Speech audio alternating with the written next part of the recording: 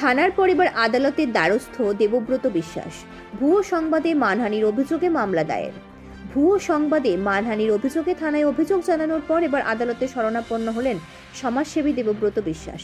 দুদিন আগে সামাজিক মাধ্যমে একটি তথাকথিত সংবাদ চ্যানেল দেবব্রত বিশ্বাসের নামে অপপ্রচার চালিয়ে দাবি করে যে তিনি নাকি প্রচুর পরিমাণে 500 টাকা জাল নোট সমেত গ্রেপ্তার হয়েছেন।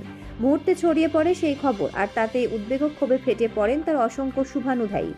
ঘটনার সত্যতা যাচাই না করে এই ধরনের মিথ্যে খবর প্রকাশে তার সামাজিক মানহানি হয়েছে বলে অভিযোগ করেন দেবব্রত বাবু। এরপরে তিনি মগরা থানায় একটি লিখিত অভিযোগ জমা দেন। আজ শুক্রবার দুপুর 12টা নাগাদ হুগলি চুঁচুড়া আদালতে হাজির হয়ে সংশ্লিষ্ট চ্যানেল ও তাদের কর্ণধারদের বিরুদ্ধে পৃথক মামলা দায়ের করেন তিনি। আদালত চত্বরে দেবব্রত বিশ্বাস জানান, এই ধরনের ভুয়ো সংবাদ শুধু একজন মানুষের সম্মানই নষ্ট করে না, সমাজে বিভ্রান্তিও ছড়ায়। আগামী দিনে যাতে অপসংবাদ মাধ্যম দৃষ্টান্তমূলক শাস্তি পায়, সে কারণে আইনের পথে হাঁটলাম। ঘন তদন্ত শুরু হয়েছে বলে পুলিশ সূত্রে জানা গেছে। এই মামলার পরিপ্রেক্ষিতে সংশ্লিষ্ট চ্যানেলের ভূমিকা ও উদ্দেশ্য খতিয়ে দেখা হবে বলে প্রশাসন সূত্রে ইঙ্গিত।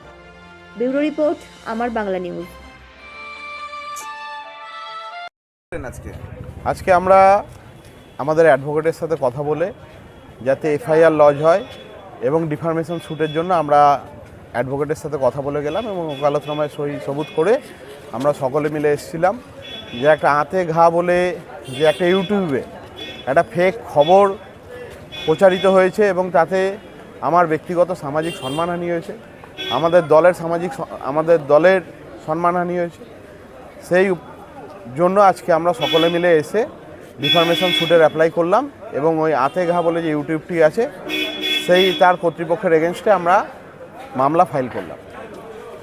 কি মনে হচ্ছে, কি রাজনৈতিক কোনো উদ্দেশ্য নাকি সামাজিকভাবে আপনাকে অপর্যস্ত করার চেষ্টা চলছে? এটা সামাজিকভাবে এর পেছনে কেউ হাত আছে, কারোর হাত আছে যে টাকা পয়সা দিয়ে তারা সবসময় চায় নিজেদের ধান্দা, নিজেদের আখের গুছাতে। তারা তৃণমূলের রাজনৈতিক দলের সরকারি প্রশাসনের সুযোগ সুবিধা হাতিয়ে নিয়ে নিজেদের ব্যবসায় আখের গুছাতে চাইছে, নানা রকম দুষ্কর্মগুলো তারা ঢাকা দিতে চাইছে এবং বিজেপিরও কিছু কিছু লোককে অর্থ দিয়ে পারচেস করে তারা নিজেদের স্বার্থ সিদ্ধি চালিয়ে যেতে চাইছে দেবব্রত বিশ্বাসকে আটকাতে। এবং দেবব্রত বিশ্বাস এগোলে দেবব্রত বিশ্বাসের সাথে হাজার হাজার মানুষ আছে।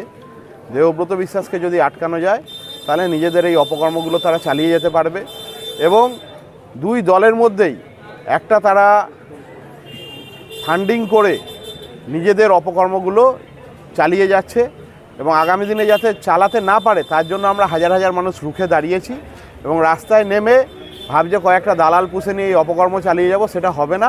আমরা হাজার হাজার মানুষ রাস্তায় বেরিয়ে এই খুন, জুয়া সাট্টা, পুকুর ভরাট, লোকে জমি কিনতে গেলে টাকা নেওয়া, লোকে জমি বেচতে গেলে গরিব মানুষদের থেকে জুলুম করা, এইসব আগামী দিনে মানুষ সব জবাব দিয়ে দেবে ইঞ্চিতে ইঞ্চিতে। কোথাও কি সাধারণ মানুষের পাশে দাঁড়ানো এবং তার জন্যই কি আপনার পিছনে এই ধরনের ইয়ে চলছে? অবশ্যই, যেহেতু আমরা সাধারণ মানুষের আওয়াজ, দাবি দাবা আমরা তুলে ধরছি, সেটা আমরা রাস্তায় নেমে বিভিন্ন রকম সামাজিক কর্মসূচির মাধ্যমে, বিভিন্ন রকম আন্দোলনের মাধ্যমে, বিভিন্ন রকম জনসভার মাধ্যমে, এতে তারা ঈর্ষান্বিত হচ্ছে, তাদের আঁতে ঘা লাগছে এবং আঁতে ঘা লাগার জন্যই আঁতে ঘা ইউটিউব থেকে এই ধরনের অপপ্রচার চালিয়ে আমাদের ইমেজ নষ্ট করার চেষ্টা চালাচ্ছে। ইউটিউবে কি ফেক নিউজটা কি হচ্ছে? ফেক নিউজ হঠাৎ করে দেখছি আমরা যে আমার নাম দিয়ে প্রচারিত হচ্ছে আমি নাকি জাল নোট নিয়ে ধরা পড়েছি এবং সেটা সম্পূর্ণ ফেক এবং অপপ্রচার।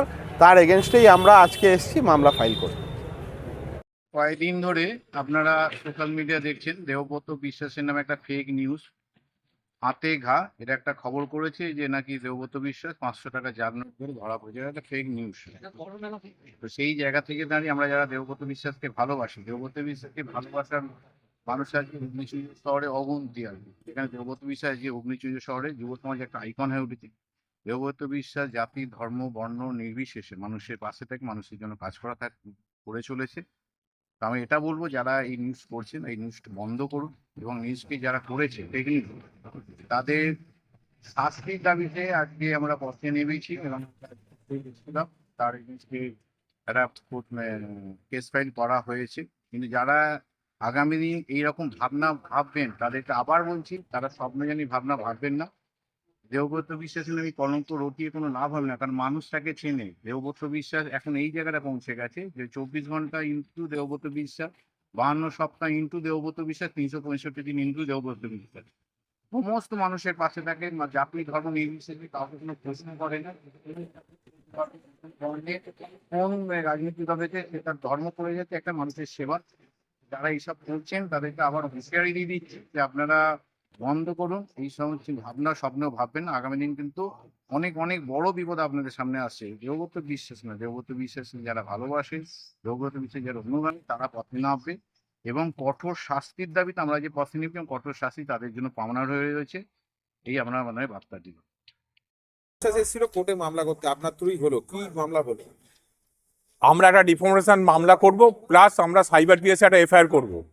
কেন একটা সমাজসেবী, আপনারা সবাই তাকে চেনেন, দেবব্রত বিশ্বাস, তার বিরুদ্ধে এই যে জঘন্যতম নোংরা চক্রান্ত যারা চালাচ্ছে তাদের মাথাকে আমরা কোর্ট এবং প্রশাসনের মাধ্যমে আমরা তাকে খুঁজে বার করে তার উপযুক্ত শাস্তি দেবো, যাতে এরকম ভালো মানুষের বিরুদ্ধে এই নোংরা প্রচার যাতে সে বন্ধ করে। তার জন্য যা যা করার, যেখানে যেখানে যা যা করার, সেটা আমরা কোর্টের মাধ্যমে আমাদের বিশিষ্ট লয়ার অন্নপালের সহযোগিতায় আমরা যা করার করছি।